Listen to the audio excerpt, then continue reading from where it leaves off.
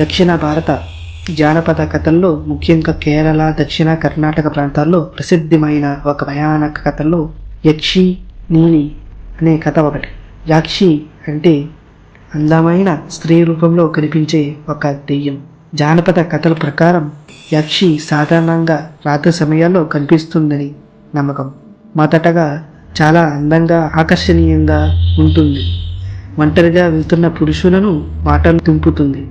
దగ్గరికి వెళ్ళాక ఆమె అసలు భయంకర నిజస్వరూపం బయటపడుతుందని కథలు ఉన్నాయి.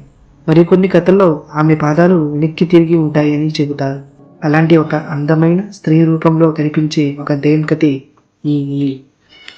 ఆకాశంలో నల్లటి మేఘాలు నిండిపోయి కేరళలోని ఆ చిన్ని గ్రామం కళ్యాణ్కట్టు అనే గ్రామం వర్షపు చినుకులతో తడిసి ముద్దవుతుంది. కానీ ఆ వాసనలో